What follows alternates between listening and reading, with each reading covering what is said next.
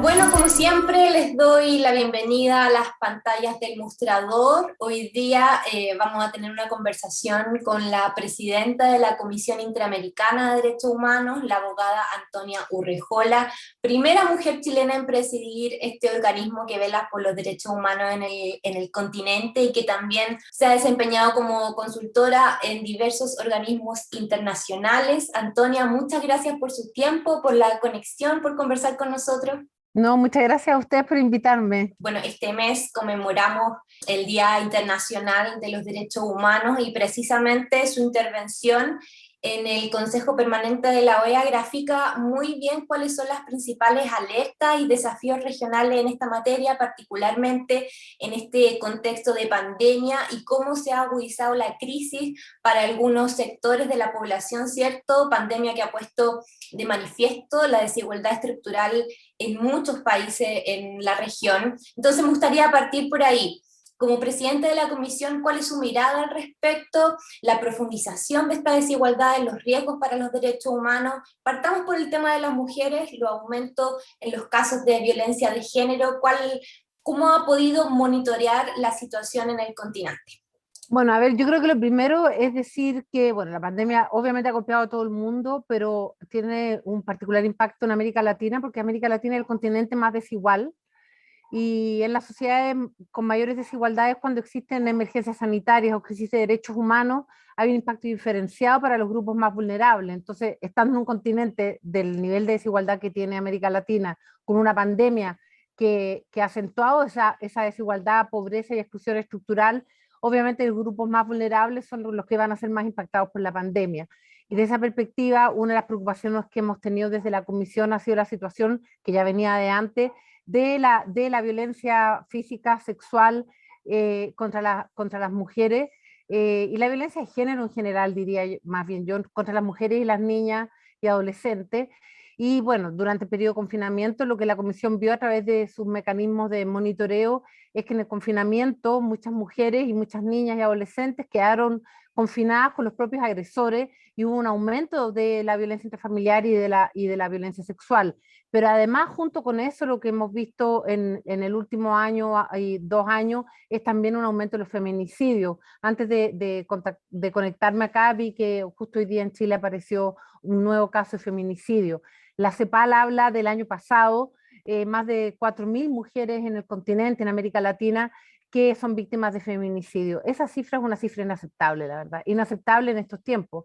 Y ese es un tema que tiene que ver con todavía una falta de las políticas públicas en la materia, como también en algunos países es un tema cultural y la única manera de enfrentarlo es trabajar con las sociedades para hacer frente a este tema donde existe una mirada de la mujer como un sujeto que no está empoderado, sino como un sujeto que merece ser oprimido, esa es la verdad, y eso se ve tanto en las relaciones familiares, en las relaciones de pareja, como también incluso en aquellos estados represivos, donde utilizan precisamente la violencia sexual como un elemento opresor contra las mujeres. Antes de consultarle por otros temas en particular, me gustaría que hiciéramos un ejercicio pedagógico para la gente y nos explicara de qué manera la Comisión se encarga de fiscalizar y promover los derechos humanos en el continente, en términos concretos, Sí, materiales. ¿Cómo trabajan con los estados, con los gobiernos? la comisión tiene distintos mecanismos, tiene un mecanismo que se llama el sistema de peticiones y casos, nosotros conocemos denuncias individuales sobre violación a los derechos humanos, pero esos casos llegan a la comisión cuando las personas no logran la justicia al interior de sus países, es decir, lo primero es buscar justicia al interior de los países y cuando se agotan los distintos recursos se puede llegar a la comisión. Hay todo un tema ahí procedimental que no voy a entrar en el detalle de excepción al agotamiento de los recursos.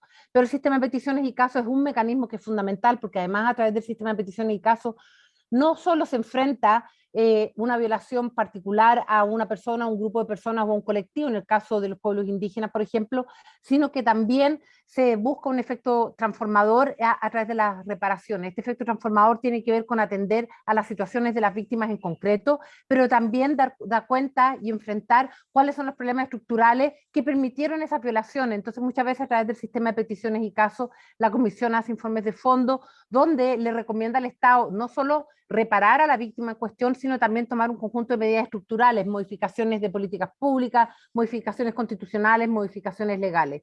Y por otra parte, por la vía del sistema de peticiones y casos, algunos de esos casos además llegan a la Corte Interamericana y con eso se va generando jurisprudencia. Y la jurisprudencia lo que genera son estándares interamericanos que obligan a todos los estados partes. Y eso es muy importante también porque se establece una suerte de normas internacionales que son obligatorias para todos los estados.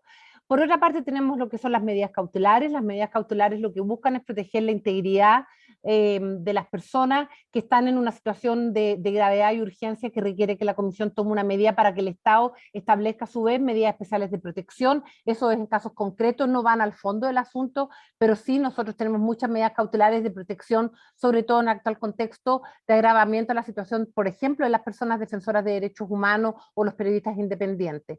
Y luego hacemos un monitoreo permanente, hay un equipo de la Comisión que se dedica a hacer monitoreo permanente sobre la situación de los derechos humanos, y ese monitoreo se hace a través de la prensa que se lee, a través de la información que las propias organizaciones de la sociedad civil nos mandan, a través de un mecanismo que le pedimos nosotros formalmente al Estado, información sobre determinadas situaciones, y a través también de las audiencias. Ahora, por ejemplo, desde la semana pasada estamos en periodo de sesiones, el Pleno de la Comisión se reúne para discutir estos casos que yo estoy explicando, por ejemplo, para discutir informes temáticos, pero también tenemos audiencias públicas. Yo vengo saliendo recién de una, ahora recién, que era una audiencia sobre la situación de las mujeres indígenas defensoras del medio ambiente en Guatemala. Y ahí nosotros escuchamos a estas mujeres indígenas y al Estado que da respuesta de las denuncias que nos hacen las mujeres, y con eso también vamos viendo cuál es la situación particular en distintas temáticas en la región. Es decir, tenemos distintos mecanismos de monitoreo, y a través de ese monitoreo, finalmente nosotros lo que hacemos es comunicados de prensa que permiten visibilizar determinadas situaciones y hacer recomendaciones a los estados, y a su vez hacemos un informe anual. El informe anual de la Comisión lo que hace, ¿cierto?, ir estableciendo cuál es la situación de derechos humanos en cada uno de los países, como asimismo qué países cumplen con las recomendaciones, y también establecer las principales tendencias en la región. Eso para resumir un montón de cosas que hacemos. Y durante los años que usted ha estado en el cargo, ¿ha habido un aumento de denuncias, por ejemplo, o se ha mantenido en el tiempo los casos que van abordando? ¿Y cómo es la disposición de los estados para cumplir con estos estándares, por ejemplo? A ver, desde hace mucho tiempo siempre hay un aumento respecto a los casos que llegan a la Comisión, pero eso no necesariamente está vinculado con que hay mayores violaciones a los derechos humanos, está vinculado también con las organizaciones de la sociedad civil que están cada vez más empoderadas y que van conociendo el sistema, por lo tanto acuden al sistema. Es decir, el hecho que hayan aumentado las denuncias y los casos ante la Comisión no quiere decir necesariamente que haya mayores violaciones, sino que la sociedad civil está más empoderada y empieza a utilizar el sistema. Ahora, dicho lo anterior, a mí me parece, si yo comparo lo que era la región cuando yo llegué a lo que es hoy día, a mí me parece que la situación de derechos humanos en general es mucho más grave que hace 4 años, efectivamente. Pasemos ahora al tema migratorio. Bueno, sin duda que el tema de la crisis climática y las crisis sociales y políticas que se han visto en distintos países ha afectado sobre todo a la población más vulnerable y ha obligado, ha forzado esta movilidad en el continente. Sin ir más lejos, acá en Chile vemos lo que pasa en el norte con la llegada de una gran cantidad de venezolanos, por ejemplo, y junto con eso también hemos visto expresiones de violencia, de xenofobia en distintas partes del continente. ¿Cómo han podido abordar este tema desde la Comisión? Bueno, hay distintos factores que provocan esta movilidad humana. Primero tenemos lo que llamamos nosotros el desplazamiento interno. En el caso de Colombia, por ejemplo, que si bien se firmaron los acuerdos de paz, se están reestructurando los grupos armados ilegales, y hay poblaciones que tienen que dejar sus ciudades, sus territorios, sobre todo pueblos indígenas y afrodescendientes, simplemente para proteger su vida, y esos son desplazamientos internos. Hay un fenómeno que ahora con la pandemia ha aumentado. Luego está el fenómeno de la migración política, cuando hay graves crisis de derechos humanos en países determinados, como lo ha sido Venezuela, que ha tenido un impacto muy importante en América Latina en los últimos años, como lo es Nicaragua, que tiene un impacto en Centroamérica hoy día, y finalmente la pandemia. Y la pandemia lo que ha ocasionado, ¿cierto?, es esta movilidad humana que tiene principalmente razones económicas.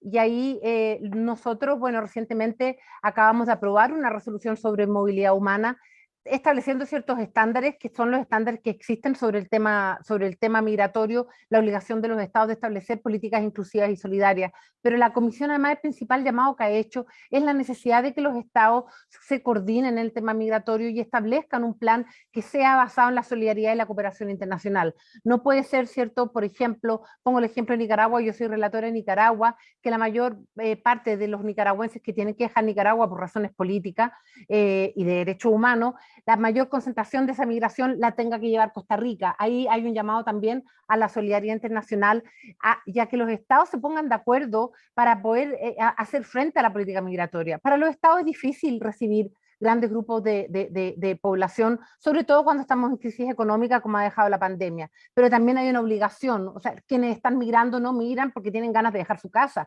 porque tienen ganas de dejar su territorio, lo hacen porque está en peligro su propia vida, porque están amenazados, porque no tienen que comer, y ahí el llamado, ¿cierto?, de establecer políticas integradas entre los distintos gobiernos de la región, algo que la verdad que creo que todavía seguimos al debe como región. A propósito de Nicaragua, le aprovecho de preguntar por eso. Bueno, sin duda los ojos han estado puestos particularmente por la persecución a opositores, a periodistas, etcétera, a la misma migración que ha sido efecto de lo mismo. ¿En qué va ese tema? ¿Cómo lo abordan desde la Comisión? ¿Cómo es posible hacer algo al respecto ante esa situación tan compleja en términos políticos? Bueno, el caso de Nicaragua es un caso que me toca bien directamente. Yo soy relatora de Nicaragua desde que partí. Me tocó la grave crisis de derechos humanos del 2018. Me tocó visitar Nicaragua al mes de que habían protestas en cuyo contexto han fallecido más de 328 personas, donde la comisión pudo ver en directo, ¿cierto?, ejecuciones extrajudiciales, donde francotiradores desde los techos disparaban a matar. La gran mayoría de quienes fueron asesinados son muchachos jóvenes que estaban protestando, y a partir de eso se ha ido consolidando una situación de un Estado que nosotros llamamos de un Estado de facto, un Estado policial, donde el principal problema es la falta de independencia de los poderes del Estado, donde no existe un Estado de Derecho. Cuando no hay Estado de Derecho es imposible garantizar los derechos humanos. Nicaragua para mí es una de las situaciones más graves de derechos humanos hoy día. La gente lo que dice, más allá de la cantidad de personas que hoy día son presas políticas, es que también viven encarcelados, les quitan pasaportes para salir del país. Hay gente que además, defensoras de derechos humanos, que están permanentemente con drones y con gente que les sigue hasta el supermercado. Y ahí es una situación que me parece donde no existen libertades públicas, no existe ningún derecho a manifestación, es decir, se juntan 3 personas e inmediatamente son detenidas y luego liberadas, muchas de ellas, pero en el fondo hay un efecto de hostigamiento permanente a cualquier disidencia. Y aquí a mí lo que me parece importante para quienes conocen menos Nicaragua, el Estado nicaragüense, el gobierno nicaragüense, perdón, no es un Estado de izquierda o derecha, es un Estado dictatorial que está en manos de un matrimonio, que no tiene un proyecto social, ¿cierto? Es un Estado que lo que busca es consolidar en poder un matrimonio, el matrimonio Ortega Murillo, sin ningún proyecto social, que no es simplemente concentrar el poder en este grupo y en esta familia, donde quienes hoy día están apresados son personas que tienen historias pasadas completamente distintas, desde Victoria Granera, ella es una dirigente más bien ligada a la derecha, cuyo padre fue asesinado por el sandinismo, Violeta Granera, perdón, como también Cristiana Chamorro, hija de la expresidenta Violeta Chamorro y hija de Pedro Chamorro, que fue asesinado, director de la prensa, que fue asesinado por Somoza, también detenida. Y luego tenemos a Dora María Telles, que fue una guerrillera sandinista, que fue la que estuvo a cargo de la toma del Congreso cuando ganó el sandinismo en Nicaragua. Y ella también está detenida, no solo detenida, lleva 6 meses en aislamiento, ha podido ver un par de veces nomás a sus personas, es decir, y tenemos también a feministas que abogaban por los derechos de las mujeres a favor del aborto y que también están detenidas. Y es importante entender eso, porque aquí no es una ideología, no es que los que están presos son todos de derecha y el gobierno es de izquierda, o los que están presos son todos de izquierda y el gobierno es de derecha. Aquí toda incidencia social, política, de derechos humanos está o hostigada, o está en el exilio, o está detenida ilegalmente, y existe además un ensañamiento muy especial con un grupo de mujeres que son las que eran parte del sandinismo en su momento. Y me parece necesario explicar eso. ¿Qué es lo que se puede hacer hoy? La verdad es que la Comisión ha hecho sendos comunicados de prensa, hemos hecho informes temáticos, hemos hecho un informe país, que fue cuando yo fui 3 veces a Nicaragua el 2018, antes que ya no nos permitieran la entrada. Hemos hecho un informe especial sobre el exilio nicaragüense en Costa Rica, fuimos a Costa Rica, y recientemente sacamos, antes de las elecciones, un informe que precisamente da cuenta de cómo ha sido este proceso de concentración del poder. Hemos llamado la atención a los órganos políticos de la OEA, al Consejo Permanente, a la Asamblea General. Se está discutiendo si se aplica la Carta Democrática. La verdad es que yo creo que es un país, para mí, en lo personal, yo me siento muy frustrada con todo el trabajo que hemos hecho y la falta, más allá de las declaraciones de reacción de la comunidad internacional. Yo estoy absolutamente en contra de cualquier intervencionismo de estados extranjeros, pero por otro lado, cuando se trata de graves violaciones a los derechos humanos, no existe la soberanía nacional, ahí existe la solidaridad internacional. Por algo tenemos la Declaración de Derechos Humanos en 1948, donde se supone que hay un consenso universal sobre un valor que es superior a los nacionalismos o la soberanía que tiene que ver con los derechos humanos. Y creo que ahí la comunidad internacional, más allá de las sendas declaraciones que ha sacado, sigue estando al debe sobre haber tomado medidas a su tiempo, medidas de diálogo, en primer lugar, con el gobierno en su momento, y hoy día es un gobierno que está completamente cerrado a cualquier diálogo, y quienes han intentado establecer algún diálogo, como ha sido México o Argentina en su momento, han tenido una respuesta virulenta de parte del gobierno. Entonces creo que hoy día es una situación muy compleja, lo que no quiere decir que la comunidad internacional y los órganos de protección debemos seguir denunciando y visibilizando y acompañando a quienes están al interior de Nicaragua en sus denuncias. Bueno, hay otra situación bastante transversal en los países del continente y también del mundo, que es esta marcada polarización política y social que hoy día existe. Lo hemos visto en Brasil, en Venezuela, bueno, sin ir más lejos, lo que pasa hoy día en Chile a propósito de las elecciones presidenciales, situación que impulsa, sin duda, discursos de odio, de violencia, denostaciones personales, más allá de los proyectos políticos que están en disputa. ¿Cuáles a su juicio son los principales riesgos en materia de derechos humanos con respecto a esta situación? Creo que lo primero que hace ya varios años las distintas autoridades de cualquier color político han empezado a usar el populismo como una manera de llegar al poder, y el populismo sustentado en la estigmatización del otro. Los discursos de odio vienen hace ya varios años. Desde la Comisión, nosotros, por ejemplo, lo que fue la campaña en Brasil, llamamos la atención del peligro que tienen los discursos de odio y de intolerancia respecto del otro, sea de izquierda o derecha, respecto de las personas LGBTI, de los pueblos indígenas, de los afrodescendientes, respecto de los pobres, es decir, mirando al otro como un otro que merece ser despreciado y que merece ser estigmatizado. Y eso lo vemos bajo distintas autoridades de color político. Y eso viene hace un rato, creo que en su momento, quienes trabajamos en derechos humanos, no supimos alertar con la fuerza que debíamos que esto iba a devenir en un deterioro del debate público, que es lo que vemos hoy día, y que con la pandemia se ha acentuado. ¿Por qué? Porque el Internet, el uso de redes sociales ha sido una herramienta maravillosa, por ejemplo, para esta entrevista, por ejemplo, para los estudiantes que han podido seguir educándose por la vía virtual, los trabajadores que han podido seguir trabajando en el confinamiento, el Internet y las redes sociales como una herramienta también para denunciar las graves violaciones a los derechos humanos. La Comisión lo usa mucho, sin lugar a dudas ha sido fundamental, pero también ha devenido también un deterioro del espacio público donde las redes sociales se utilizan para estigmatizar al otro, para funar al otro y también para noticias falsas, y todo eso al final del día se mezcla en lo que vemos, ¿cierto?, que es un declive del sistema democrático, del debate público, de estigmatización. Y cuando yo estigmatizo al otro como un enemigo, cuando yo estigmatizo al otro porque es distinto a mí, lo que estoy haciendo es justificar ataques, es justificar violaciones a los derechos humanos, y eso genera un conjunto de consecuencias respecto a las graves violaciones a los derechos humanos. Entonces es muy peligroso lo que estamos viendo en el continente, a través de los populismos, que primero hacen falsas promesas y segundo, este discurso que de alguna manera trata de interpretar a la población de mala manera, porque lo interpreta estableciendo, por ejemplo, un discurso contra los migrantes que les van a quitar el trabajo. Por lo tanto, los migrantes me van a quitar el trabajo, los migrantes son todos malos y delincuentes, y ese discurso que lleva a la xenofobia, y la xenofobia que lleva no solo a discursos de odio, finalmente también a actos de agresión y finalmente que terminan en asesinatos. Y así con los pueblos indígenas, afrodescendientes, población LGBTI, las mujeres. Y eso es lo grave de lo que estamos viendo en general, y eso es independientemente del color político. Y las autoridades tienen un deber fundamental respecto de eso, y en vez de cumplir con ese deber fundamental, muchos de ellos hacen uso de estos discursos de odio simplemente para poder obtener mayor poder. Claro, en función de los réditos electorales se desencadena una violencia en el discurso bastante evidente. Bueno, Antonia, le quiero agradecer por el espacio, por esta entrevista. Entiendo que ya está terminando su periodo presidiendo la comisión, así que le quiero desear muchísimo éxito con los proyectos que se vengan y muchas gracias por conectarse con El Mostrador. No, muchas gracias a ustedes por esta entrevista.